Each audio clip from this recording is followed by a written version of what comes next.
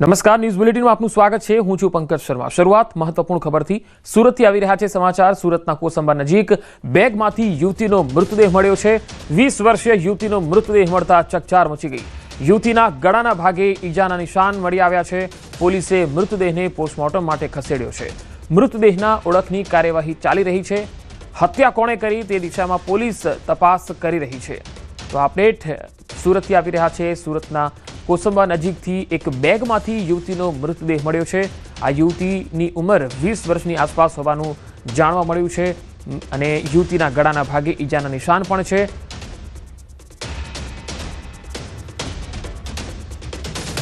પોલીસને ફોન આવેલો કે એક ડેડ બોડી બેગમાં પડેલી છે, જેથી તાત્કાલિક પોલીસ મોકલી આપેલી અને પ્રાથમિક તપાસ કરતા આ એક અજાણ્યા મહિલાની ડેડ બોડી, જેની ઉંમર આશરે 25 વર્ષ છે અને તેના કોઈ ઈજાના નિશાનો મળેલા નથી, પણ મોઢું કાળું પડી ગયેલું છે અને હાલ આ બાબતની પ્રાથમિક તપાસ ચાલુ છે અને ડેડ બોડીની આગળની કાર્યવાહી માટે હોસ્પિટલ મોકલશે।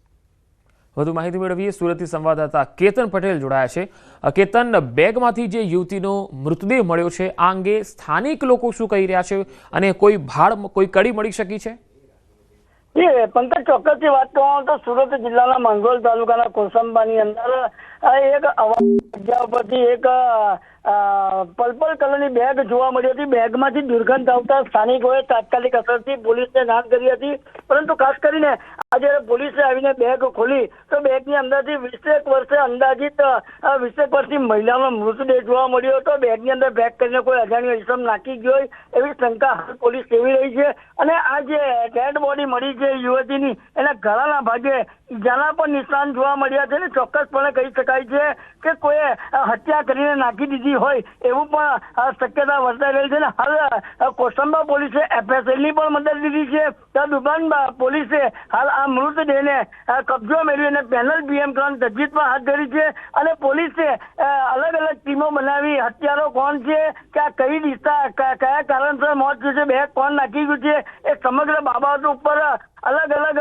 ટીમ બનાવી અલગ અલગ CCTVઓની પણ ફૂટેજની ભાળ મેળવીને હાલ તપાસના ધમધમાટમાં કોસંબા પોલીસે શરૂ કર્યો છે। જી પંકજ। જી કેતન, આભાર સમગ્ર માહિતી આપવા માટે। તો યુવતીના ગળાના ભાગે ઈજાના નિશાન છે। કોઈએ આ યુવતીની હત્યા કરી હોઈ શકે છે। આ દિશામાં પોલીસે તપાસ હાથ ધરી છે। યુવતીની ઓળખ કાર્યવાહી ચાલી રહી છે। ન્યૂઝ 18 સવાલ ઉઠાવી રહ્યું છે, કારણ કે આવી જે ઘટના બની છે ત્યારે બેગમાંથી મળી આવેલો મૃતદેહ કોનો હોઈ શકે છે, આ યુવતી કોણ છે એનો તપાસનો વિષય છે। બેગમાંથી મૃતદેહ કોણ રાખી ગયું અને સાથે આ યુવતીની હત્યા થઈ છે અથવા તો બીજું કોઈ કારણ છે, આ તપાસનો વિષય છે। યુવતીના ગળાના ભાગે નિશાન શેના છે?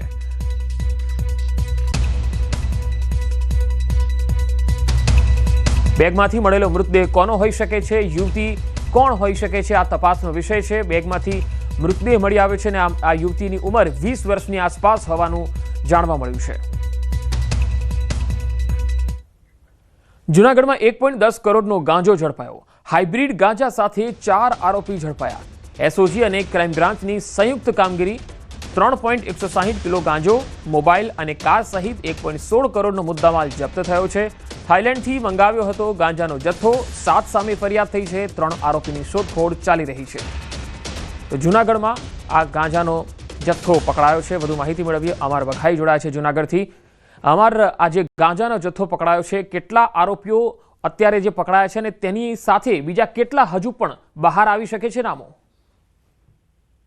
પંકજ, ચોક્કસ કે જૂનાગઢના ઇતિહાસમાં પ્રથમવાર હાઇબ્રિડ ગાંજાનો જથ્થો મળી આવ્યો છે અને ખાસ કરીને જૂનાગઢ SOG અને LCB ને એક સંયુક્ત માહિતી મળી હતી અને તેના આધારે જૂનાગઢ યુવનગર રોડ પર પોલીસ દ્વારા વોચ ગોઠવી અને તપાસ કરવામાં આવતા એક કારમાંથી 4 શખ્સો મળી આવ્યા છે અને તેમાંથી ખાસ કરીને જે 4 શખ્સોને છે તે કરોડની કિંમતના ગાંજાના જથ્થા સાથે ઝડપી પાડવામાં આવ્યો છે। જેમાં વાત કરીએ તો 1,10,60,60,000ની કિંમતનો ગાંજો, હાઇબ્રિડ જે ગાંજો કહેવામાં આવે છે તે વિદેશથી એટલે કે જે બેંગકોંગથી છે તે મંગાવવામાં આવ્યો હતો। બીજી તરફ જે બેંગકોંગ એક યુવતી છે તે આ ગાંજો લેવા ગઈ હતી, તે રાજકોટની યુવતી હોવાનું સામે આવ્યું છે। તેનું નામ શેરબાનુ નાગાણી નામની આ યુવતી છે તે રાજકોટની છે। હાલ તેની પણ શોધખોળ કરી રહી છે। ઝડપાયેલા આરોપીની વાત કરીએ તો વિસાવદરના ધવલ ભરાડ, જૂનાગઢના હુસેન તુર્ક, મુજાહિદ ખાન યુસુફજય અને જહાંગીર શાહમદારની ધરપકડ કરવામાં આવી છે। જ્યારે વડોદરાનો એક અજાણ્યો શખ્સ છે તેની શોધખોળ હાથ ધરાઈ છે। શેરબાનુ નાગાણીની શોધખોળ હાથ ધરાઈ છે, તો જૂનાગઢનો જે મોઇન સત્તાર ખંતા છે તેની પણ પોલીસ દ્વારા શોધખોળ હાથ ધરાઈ છે. આ સમગ્ર તપાસ છે તે હવે ક્રાઇમ બ્રાન્ચના પીઆઈ કરી રહ્યા છે. ક્રાઇમ બ્રાન્ચની ટીમ દ્વારા ચારેય જે આરોપીઓ છે તેને ઝડપીને વધુ પૂછપરછ કરવામાં આવી રહી છે.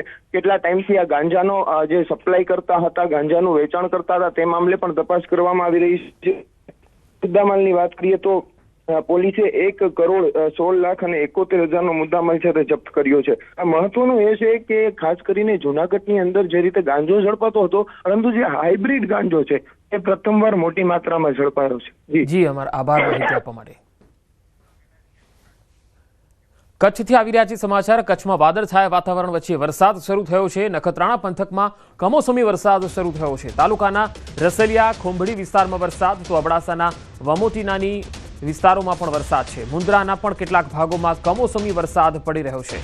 તો નખત્રાણા, મુન્દ્રા, અબડાસાના આસપાસના વિસ્તારોમાં ધોધમાર વરસાદ, કેટલીક જગ્યાએ ધીમી ધારે વરસાદ થઈ રહ્યો છે, તો કેટલીક જગ્યાએ ધોધમાર વરસાદ શરૂ થયો છે. નખત્રાણાના ગ્રામીણ પંથકમાં પણ કમોસમી વરસાદ શરૂ થયો છે, જેમાં રસલિયા ખોંભડી વિસ્તારોમાં વરસાદ, અબડાસાના વમોટીના ગામડા પણ ધોધમાર વરસાદ, મુન્દ્રાના કેટલાક ભાગોમાં કમોસમી વરસાદ શરૂ થયો છે. સુરતના પાંડેસરામાં મોડી રાત્રે સર્જાયો અકસ્માત, જ્યાં બાટલી બોય નજીક અજાણ્યા વાહન ચાલકે રાહદારીને અડફેટે લીધો. અકસ્માતમાં રાહદારીને ગંભીર ઈજા થતા મોત નીપજ્યું. અજાણ્યો વાહન ચાલક ઘટના બાદ ફરાર થયો છે. સ્થાનિકોએ પોલીસને જાણકારી આપી હતી અને પોલીસ ઘટના સ્થળે પહોંચી હતી અને લાશનો કબજો મેળવ્યો હતો. નવી સિવિલ હોસ્પિટલમાં આ મૃતદેહને પીએમ અર્થે ખસેડી અને આગળની કાર્યવાહી કરાઈ. વાહન ચાલક વિરુદ્ધ હિટ એન્ડ રનનો ગુનો પણ દાખલ કરાયો છે. ધોરાજીમાં આખલાનો આતંક જોવા મળ્યો. ધોરાજીના ચકલા ચોકમાં આખલા વચ્ચે યુદ્ધ જામ્યું. આખલા વચ્ચે યુદ્ધને લઈ લોકો ભયભીત જોવા મળ્યા. ચકલા ચોક જેવા ધમધમતા વિસ્તારમાં 30 મિનિટ આખલા યુદ્ધ ચાલ્યું હતું. અવારનવાર અહીંયા આખલા યુદ્ધને કારણે લોકો ત્રાહિમામ પોકારી ગયા છે. નગરપાલિકા દ્વારા આખલાઓ પકડવા કાર્યવાહીની માંગ થઈ રહી છે.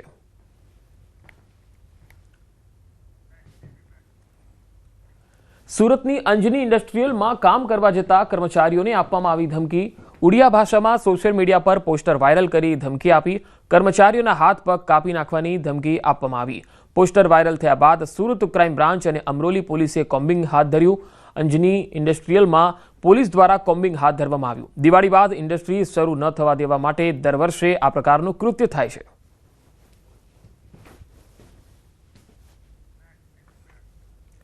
રાજકોટમાં યુવતીની છેડતી કરનારની ધોલાઈ થઈ ગઈ. મુખ્ય બસ સ્ટેન્ડ નજીક છેડતી કરનારની ધોલાઈ કરાઈ. અસામાજિક તત્વોની સ્થાનિકોએ ધોલાઈ કરી હતી. સ્થાનિકોએ ઝડપી અને મેથી પાક ચખાડ્યો. આવા અસામાજિક તત્વો સામે કડકમાં કડક કાર્યવાહી કરવા સ્થાનિકોની માંગ છે. તસવીરોમાં જોઈ શકાય છે કે જેની પિટાઈ થઈ રહી છે એ વ્યક્તિએ બસ સ્ટેન્ડ નજીક એક યુવતીની છેડતીનો પ્રયાસ કર્યો હતો. સ્થાનિક લોકોએ તેને પકડી અને મેથી પાક આપ્યો હતો. આવા અસામાજિક તત્વો રાજકોટમાં ખૂબ વધી ગયા છે, બેફામ થઈ ગયા છે અને મોટી સંખ્યામાં વધતા જઈ રહ્યા છે. એટલે અહીંયા કાયદો વ્યવસ્થાની સ્થિતિ પર પહેલાથી જ સવાલ છે, કારણ કે હત્યાના બનાવો પણ રાજકોટમાં ખૂબ બન્યા છે. અસામાજિક તત્વોની રંજાડ પણ ખૂબ વધી ગઈ છે શહેરમાં, અને હવે ખુલ્લેઆમ આ રીતે છેડતીના પ્રયાસો પણ થઈ રહ્યા છે.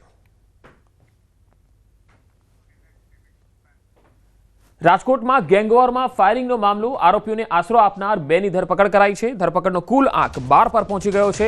કુખ્યાત અને મુખ્ય આરોપી સમીર ઉર્ફે મુર્ધો હજુ પણ પોલીસ પકડથી દૂર છે. ફાયરિંગ માટે હથિયાર સપ્લાય કરનારની પણ ધરપકડ કરી લેવાઈ છે. ધરપકડનો કુલ આંક 12 પર પહોંચ્યો છે. મુખ્ય આરોપી જે છે એ હજુ પોલીસ પકડથી દૂર છે. જેણે હથિયાર સપ્લાય કર્યા હતા તે પોલીસ પકડથી દૂર છે. ગેંગવોરમાં આ ફાયરિંગ થયું હતું અને તેમાં મુખ્ય આરોપીની હજુ શોધખોળ ચાલી રહી છે. જો કે આરોપીઓને સહકાર આપનાર 2 ની ધરપકડ કરાઈ છે. અમરેલીમાં 2 આરોપીઓની જાહેરમાં સરભરા થઈ ગઈ. દિવાળી સમયે આ બંને અસામાજિક તત્વોએ ધારીમાં જાહેરમાં આતંક મચાવ્યો હતો. દિવાળીની રાત્રે ફટાકડા બજારમાં ઘૂસી જઈ અને બજારને બાનમાં લીધું હતું. જૂના બંદૂકને કારણે બેઝબોલના ધોકા અને લાકડા વડે જાહેરમાં આતંક મચાવ્યો. એક યુવાન તેમજ તેમની 3 વર્ષની માસૂમ બાળકીને માર માર્યો. આ અંગેનો એક વિડીયો પણ વાયરલ થયો, જેમાં પોલીસે કાર્યવાહી કરી. 2 આરોપીની ધારી પોલીસે ધરપકડ કરી અને શાન ઠેકાણે લાવી દીધી હતી. 2 અલગ અલગ તસવીરોમાં તમે જોઈ શકો છો. આ તસવીર જુઓ. હવે પોલીસે જાહેરમાં સરભરા કરી દીધી. આ એ જ વ્યક્તિ છે કે જેમાં આ વ્યક્તિઓનો આતંક જે છે એ ધારી વિસ્તારમાં જોવા મળ્યો હતો અને એક વ્યક્તિને ઢોર માર માર્યો હતો. ત્યારે પોલીસે બંનેને સરભરા કરી, જાહેરમાં સરભરા કરી અને આ રીતે સરભરા થાય ત્યારે જ આવા અસામાજિક તત્વો છે એ સુધરે છે અને તેમને શાન ઠેકાણે આવે છે। એક યુવક અને 3 વર્ષની બાળકીની પીટાઈ કરવાનો આરોપ આ બંને વ્યક્તિઓ પર હતો। હવે પોલીસે તે બંને વ્યક્તિઓને પકડી જાહેરમાં ધોલાઈ કરી એટલે આ બંને સીધા થઈ ગયા। તો અમરેલીના ધારીથી આ તસવીરો, વધુ માહિતી મેળવીએ સંવાદદાતા રાજન ગઢિયા જોડાયા છે। રાજન, આજે 2 વ્યક્તિઓની પીટાઈ થઈ રહી છે, ખરેખર આ અસામાજિક તત્વો હતા એટલે ચોક્કસ બરાબર જ સરભરા થઈ છે, પરંતુ આ હતા કોણ અને કેટલા સમયથી તેમનો ત્રાસ હતો? પંકજ, જો વાત કરવામાં આવે તો આ સમગ્ર ઘટના દિવાળીની રાત્રે બની હોવાની પ્રાથમિક માહિતી અત્યારે મળી રહી છે। 2 વ્યક્તિઓએ પોતાની અંગત અદાવતમાં દારીની ફટાકડા બજારને બાનમાં લેવાનો પ્રયાસ કર્યો હતો, કેટલાક લોકો ઉપર હુમલો પણ કર્યો હતો અને દ્રશ્યોમાં પણ દેખાય છે કે જે રીતે હાથમાં ધોકા લહેરાવી અને ડરનો માહોલ ઉભો કરવાનો પ્રયાસ કરતા હતા। એક બાળકીને પણ માર્યો હોવાનો આ લોકો પર આક્ષેપ છે અને તેના કારણે જ પોલીસે તેમની સરભરા કરી છે। જાહેરમાં સરભરા કરતા હોય તે પ્રકારના વિડીયો પણ સામે આવ્યા છે અને દિવાળીની રાત્રે આ જે બંને આરોપીઓ છે તેમણે ફટાકડા બજારને બાનમાં લેવાનો પ્રયાસ કર્યો હોય તે પ્રકારના પણ વિડીયો સામે આવ્યા છે, પરંતુ જે રીતે પોલીસ દ્વારા તેમની સરભરા કરવામાં આવી તેને સોશિયલ મીડિયા પર લોકો બિરદાવી રહ્યા છે, કારણ કે દિવાળીની રાત્રે આ પ્રકારનો માહોલ ઉભો કરી અને ધારીમાં એક ખોફ ઉભો કરવાનો પ્રયાસ હતો, જેને પોલીસે ઉગતા જ ડામી દીધો છે। પંકજ જી રાજન, આભાર માહિતી આપવા માટે। આ તરફ કચ્છમાં 2 યુવકોને તાલિબાની સજા મળી અને આ મામલામાં 4 લોકો સામે નામજોગ સહિત 15 સામે ફરિયાદ થઈ। 2 યુવકો પર અમાનુષી અત્યાચાર ગુજારાયો હતો। ખાવડા પંથકનો એક વિડીયો વાયરલ થયેલો, યુવાનો ખોવાયેલી ગાયો શોધવા આવેલા અને સીમાડે મળેલા યુવકોએ મહિલાની છેડતી કરવા આવ્યા છે એવું કહીને અત્યાચાર ગુજાર્યો હતો। માર મારી અડધી મૂછ અને અડધો ટકો કરી લાલ મરચાની ભૂકી ભભરાવી અને ઝાડ સાથે બાંધીને વિડીયો ઉતારી વાયરલ કર્યો હતો। ખાવડા પોલીસે ફરિયાદ નોંધીને આગળની કાર્યવાહી હાથ ધરી હતી।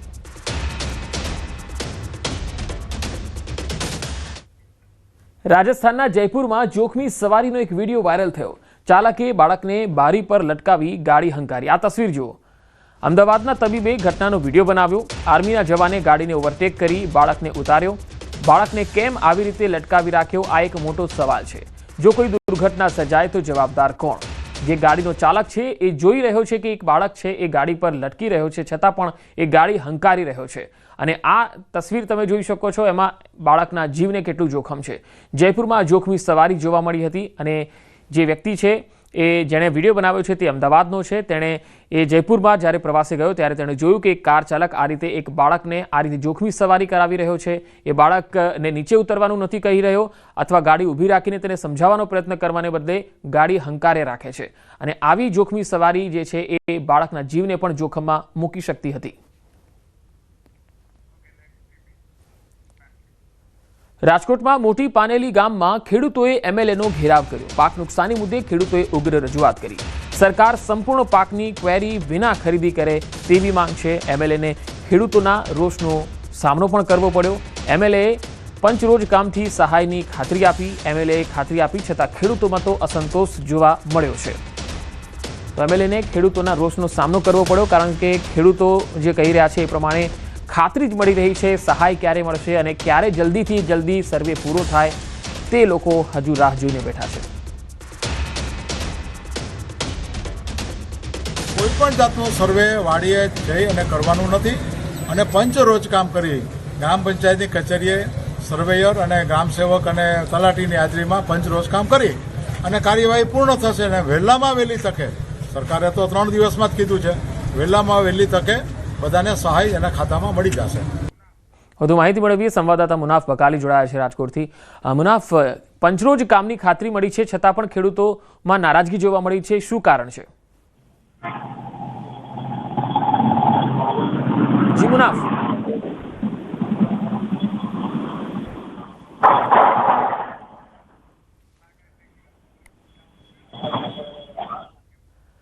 કમોસમી વરસાદથી થયેલા નુકસાનને પગલે પંચમહાલ ડેરીના ચેરમેન અને વિધાનસભાના ઉપાધ્યક્ષ જેઠાભાઈ ભરવાડે પશુપાલકો માટે મોટી રાહત જાહેર કરી। પંચામૃત દાણના ભાવમાં પ્રતિ કિલો ₹1 ઘટાડવાનો નિર્ણય લીધો। મોરવા ખાતે ખેડૂતો સાથેની એક બેઠક હતી જેમાં જાહેરાત કરાઈ। લીલો અને સૂકો ચારો પલળી જતા પશુઓ પર અસર થઈ અને દૂધની આવક ઘટી હોવાનું જણાવ્યું. ખેતીની હાલતને જેઠાભાઈ ભરવાડે લીલા દુષ્કાળ સમાન ગણાવી. ખેડૂતોની દેવામાફી મુદ્દે સરકારે ગંભીરતાથી નિર્ણય લેવો પડશે એવું પણ તેમણે જણાવ્યું.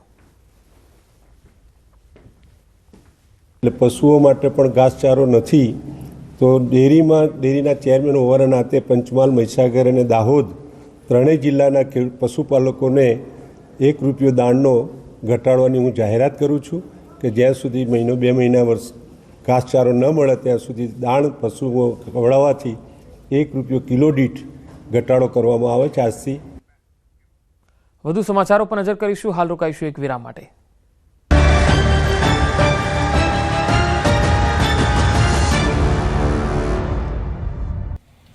છેલ્લા એક અઠવાડિયાથી રાજ્યમાં પડી રહેલા કમોસમી વરસાદથી ખેડૂતોની કમર તૂટી ગઈ છે. ત્યારે ખેડૂતો માટે હવે રાહતના સમાચાર મળી રહ્યા છે.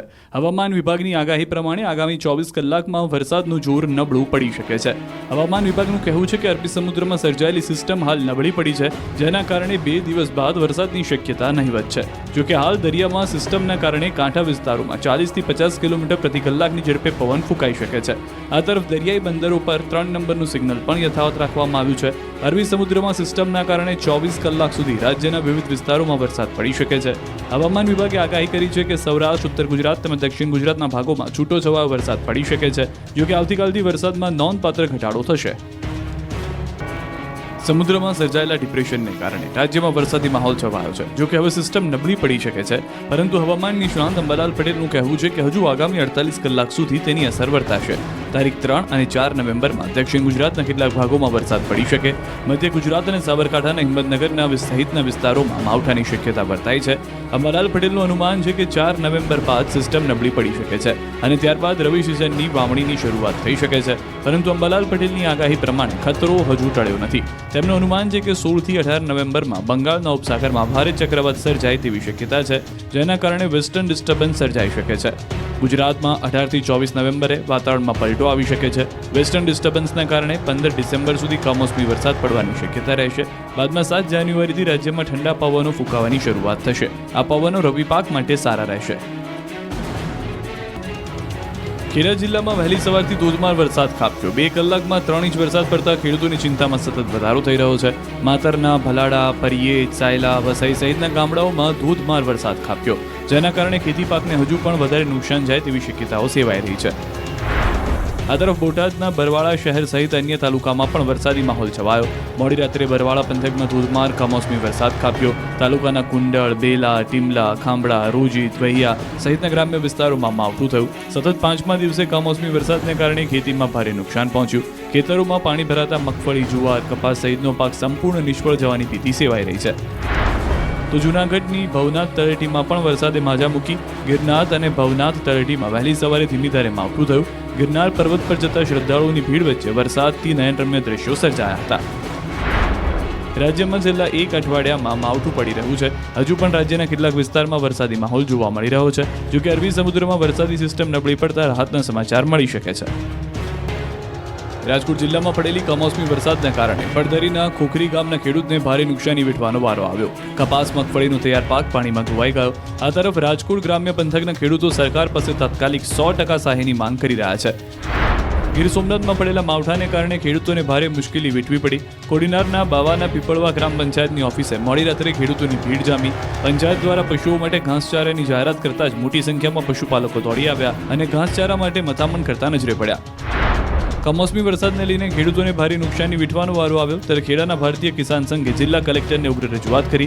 ખેડૂતોની ખરાબ સ્થિતિને લઈને તાત્કાલિક કાર્યવાહી કરવા માંગ કરી. કુદરતના પ્રકોપથી ખેડૂતને મોટા પાયે નુકસાન થયું. કપાસ, મગફળી અને ડાંગર જેવા પાકમાં નુકસાન થતાં ખેડૂતોના મોઢે આવેલો કોળિયો છીનવાઈ ગયો. મગફળીના ટેકાના ભાવને લઈને ખરીદી અંગે હજુ પણ સ્પષ્ટતા ન થતાં ખેડૂતો ચિંતામાં છે. જામનગર જિલ્લામાં કમોસમી વરસાદે કહેર મચાવ્યો. ત્યારે લાલપુરમાં પણ છેલ્લા 2-3 દિવસથી વરસાદી વાતાવરણ વચ્ચે શિયાળામાં વરસાદ ખાબકતા મગફળીના પાકને ભારે નુકસાન થયું. ખેડૂતોની આ પરિસ્થિતિમાં સરકાર વહારે આવે તેવી માંગ કરી રહ્યા છે. રાજકોટ જિલ્લામાં પડેલી કમોસમી વરસાદના કારણે પડદરીના ખોખરી ગામના ખેડૂતને ભારે નુકસાની વેઠવાનો વારો આવ્યો. કપાસ, મગફળીનો તૈયાર પાક પાણીમાં ધોવાઈ ગયો. આ તરફ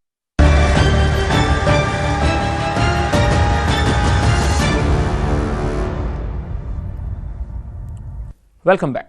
પૈસાથી સુખ ભલે ખરીદી નથી શકાતું, પરંતુ પૈસાથી અનેક લોકોના જીવનમાં પ્રકાશ જરૂર ફેલાવી શકાય છે. વાત આજે સુરતના એવા ઉદ્યોગપતિની કે જેની હૃદય સંવેદના ભામાશા જેવી છે. સુરતના ઉદ્યોગપતિ બાબુ જરીવાલા કે જેમણે એક બે નહીં પરંતુ 290 ખેડૂતોના જીવનમાં પ્રકાશ ફેલાવ્યો. અમરેલીના જીરા ગામમાં વર્ષોથી દેવાના બોજ તળે દબાયેલા ખેડૂતોનું 90 લાખનું દેવું ભરી આપ્યું છે. મૂળ જીરા ગામના વતની એવા ઉદ્યોગપતિ બાબુભાઈ અને ઘનશ્યામભાઈએ માતાની પુણ્યતિથિ નિમિત્તે ખેડૂતોને દેવામાંથી ઉગારવાનું નક્કી કર્યું. દાન અંગે બાબુભાઈએ જણાવ્યું કે અમે ઈચ્છતા હતા કે બાનું નામ કદાચ તકતીમાં ન લખાય, પરંતુ ખેડૂતોના દિલમાં ચોક્કસ લખાય. તાજેતરમાં મારા બાની પૂર્ણતિથિ નિમિત્તે અમે બંને ભાઈ, હું અને મારા મોટા ભાઈ ઘનશ્યામભાઈએ નક્કી કર્યું કે આ વખતે આપણે કોઈ જીરા ગામની અંદર એવું કાર્ય કરીએ કે જેથી કરીને બાનું નામ કદાચ તકતીમાં ન લખાય પણ ખેડૂતોના દિલમાં લખાય. આ નિર્ણય કરીને અમોએ લાભ પાચમને દિવસે ખેડૂતોનું ટોટલ 89,89,209 રૂપિયા એક સાથે સુક્તે કરીને એમને નો ડ્યુ સર્ટિફિકેટ આપવા માટેનું પુણ્ય કમાણા છીએ અને અમને એનો ખૂબ આનંદ છે. પ્રધાનમંત્રી નરેન્દ્ર મોદી ફરી આવશે ગુજરાતના પ્રવાસે. પીએમ મોદી નર્મદા જિલ્લાની લેશે મુલાકાત. 15મી નવેમ્બરે ડેડિયાપાડા આવે તેવી શક્યતા. બિરસા મુંડાની જન્મજયંતિની ઉજવણીનું લોન્ચિંગ થશે. પીએમ મોદી જન્મજયંતિની ઉજવણીમાં ઉપસ્થિત રહેશે. તો પીએમ મોદી નર્મદાની ફરી એકવાર મુલાકાત લઈ શકે છે. 15મી નવેમ્બરે ડેડિયાપાડા આવે તેવી શક્યતા છે. આ દિવસે બિરસા મુંડાની જન્મજયંતિ છે અને તે નિમિત્તે ઉજવણીનો એક મોટો કાર્યક્રમ પણ અહીંયા થશે અને તેનું લોન્ચિંગ પણ અહીંયા તેઓ કરવાના છે. પીએમ મોદી જન્મજયંતિની ઉજવણીમાં સહભાગી બને તેવી પૂરી શક્યતા છે. એટલે કે ફરી એકવાર તેઓ ગુજરાતના પ્રવાસે આવી રહ્યા છે. વધુ માહિતી મેળવીએ નર્મદાથી સંવાદદાતા દીપક પટેલ મારી સાથે જોડાયા છે. દીપક, પીએમની નર્મદાની મુલાકાત અંગે કોઈ પુષ્ટિ થઈ શકી છે? હા, બિલકુલ. ખાસ વાત કરીએ તો જે નર્મદા જિલ્લાની વાત કરીએ તો નર્મદા જિલ્લામાં જે બિરસા મુંડાની 150મી જન્મજયંતિ છે, જેને લઈ હાલ જે પ્રધાનમંત્રી નરેન્દ્ર મોદી આવવાના છે, જેની પુષ્ટિની વાત કરીએ તો હાલ આરએમબી અને જે જિલ્લા કલેક્ટર છે જેઓ દ્વારા જે તમામ જગ્યાનું જે કામ છે જે શરૂ કરી દેવામાં આવ્યું છે. કહી શકાય કે જે પ્રધાનમંત્રી નરેન્દ્ર મોદીનો આ એક જ મહિનામાં બીજી વાર પ્રવાસ જે છે એ નર્મદા જિલ્લામાં થઈ રહ્યો છે. ગુજરાતમાં ફરીવાર આવી રહ્યા છે ત્યારે આ એક મોટી જન્મજયંતિની ઉજવણી માટે જે લોન્ચિંગ કરવાના છે જે ઉજવણીનું કે ડેડિયાપાડા ખાતેથી કરવાના છે. કારણ કે જે બિરસા મુંડાની જે પ્રતિમા જે છે એ ડેડિયાપાડા ખાતે મૂકવામાં આવી છે અને આ પ્રતિમાને લઈ અને ખાસ વાત કરીએ તો જે આદિવાસી વિસ્તાર છે ડેડિયાપાડા, સાગબારા, નેત્રંગ, ભરૂચ જિલ્લા અને નર્મદા જિલ્લાને ખાસ વાત કરીએ તો જે મહારાષ્ટ્ર પર્વત છે ત્યાંથી પણ નંદુરબારના જે આદિવાસીઓ છે જે બિરસા મુંડાને ભગવાન માને છે, ત્યારે આ 150મી જન્મજયંતિ જે છે એ પ્રધાનમંત્રી નરેન્દ્ર મોદીના જે હાજરીમાં થશે અને મોટા પાયે ડેડિયાપાડામાં એનું કામ પણ શરૂ કરી દેવામાં આવ્યું છે. જી પંકજ. જી દીપક, આભાર માહિતી આપવા માટે. જસદણ એપીએમસી માર્કેટયાર્ડની બહાર ખેડૂતોના વાહનોની કતારો લાગી ગઈ છે. એપીએમસી માર્કેટયાર્ડની બહાર ખેડૂતોની લાંબી કતારો જોવા મળી. 2 કિલોમીટર જેટલી વાહનોની કતારો છે. ખેડૂતો પોતાની જણસી વેચવા માટે અત્યારથી જ લાઈનો લગાવી દીધી છે. તસવીરોમાં તમે જોઈ શકો છો કે મોડી રાતથી જ ખેડૂતોએ અહીંયા આવવાનું શરૂ કરી દીધું હતું અને ખેડૂતો પોતાના માલને ઢાંકીને પણ લાવ્યા છે. 24 કલાક જેટલો સમય થઈ ગયો. વરસાદ વિરામ લઈ લીધો છે. ખેડૂતોને ખેતરમાં બચેલો પાક લઈ જણસી વેચવા હાલ જસદણ પહોંચી રહ્યા છે. એપીએમસી માર્કેટિંગ યાર્ડમાં તમે જોઈ શકો છો અહીંયા પહેલા એપીએમસી જે યાર્ડ હતું એ ખૂબ જ ભરાયેલું હતું. અત્યારે તસવીરોમાં તમે જોઈ શકો છો. વધુ માહિતી મેળવીએ સંવાદદાતા મુનાફ બકાલી મારી સાથે જોડાયા છે. મુનાફ, હાલ કેટલી સંખ્યામાં ખેડૂતો જસદણ એપીએમસીમાં જોવા મળી રહ્યા છે? બિલકુલ ચોક્કસ. જસદણ એપીએમસીમાં માર્કેટ યાર્ડની બહાર ખેડૂતોની લાંબી લાઈનો અને કતારો લાગી છે. જસદણના માર્કેટ યાર્ડમાં સાવ ખાલી પડ્યું છે, પણ માર્કેટ યાર્ડની બહાર ખેડૂતોની લાંબી કતારો લાગી 2 કિલોમીટર સુધી લાઈનો લાગી છે. ખેડૂત પોતાની જર્સી વેચવા માટે અત્યારે લઈને લાગી છે લાઈનો. ખેડૂત પોતાનો માલ ઢાંકીને પણ આવ્યા છે કે માલ ન પડે, કોઈ વરસાદ અચાનક આવે, વાતાવરણ અલગ થાય ને માલ પડે એને લઈને ખેડૂત પોતાની સાવચેતીના પગલાં બી લીધા છે. પણ 24 કલાક જેટલો સમય થઈ ગયો છે, વરસાદ વિરામ આપ્યો છે. ખેડૂતના ખેતરમાં બચેલા પાકને લઈને જર્સી વેચવા માટે જસદણ માર્કેટ યાર્ડમાં પહોંચ્યા છે.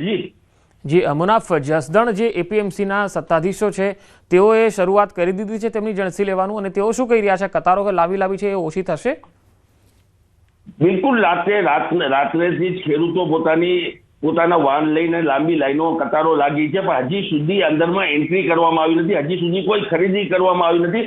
આથી સત્તાવાર જાતનું અત્યારે કોઈ ખેડૂતોને કોઈ કહેવામાં નથી એવું કે ભાઈ અંદરમાં એન્ટ્રી કરો, યાર્ડની એન્ટ્રી કરવા માટે નથી એવું. હાલ તો લાઈનો અને રાતથી જ પોતાનો જર્સી અને માત્ર ઢાંકી અને ખેડૂતો બહાર લાઈન કરીને ઉભા રહ્યા છે. જી મુનાફ, આભાર માહિતી આપવા માટે. અમદાવાદ કોમનવેલ્થ ગેમ્સ અને ઓલિમ્પિક ગેમ્સ માટે તૈયાર. પશ્ચિમ બાદ હવે પૂર્વમાં પણ સ્પોર્ટ્સ કોમ્પ્લેક્સ ટૂંક સમયમાં ખુલ્લું મુકાશે. કોમનવેલ્થ ગેમ્સ અને ઓલિમ્પિક જેવી ગેમ્સ અમદાવાદ સહિત ગુજરાતમાં રમાઈ શકે તે માટે અમદાવાદ મહાનગરપાલિકાએ સઘન પ્રયાસો હાથ ધર્યા. અમદાવાદ શહેરના પશ્ચિમ વિસ્તાર નારણપુરા સ્પોર્ટ્સ કોમ્પ્લેક્સ બાદ હવે પૂર્વ વિસ્તાર વસ્ત્રાલમાં પણ 51 કરોડના ખર્ચે આધુનિક સ્પોર્ટ્સ કોમ્પ્લેક્સ નિર્માણ થઈ રહ્યું છે, જેનું આગામી ટૂંક સમયમાં ખુલ્લું મૂકવામાં આવશે. આ બિલ્ડિંગમાં લાઇબ્રેરી, ઇન્ડોર સ્પોર્ટ્સ કોમ્પ્લેક્સ એમ 2 ફૂલ બિલ્ડિંગ જે છે એ તમને આ આધુનિક સુવિધાઓથી સજ્જ જોવા મળશે.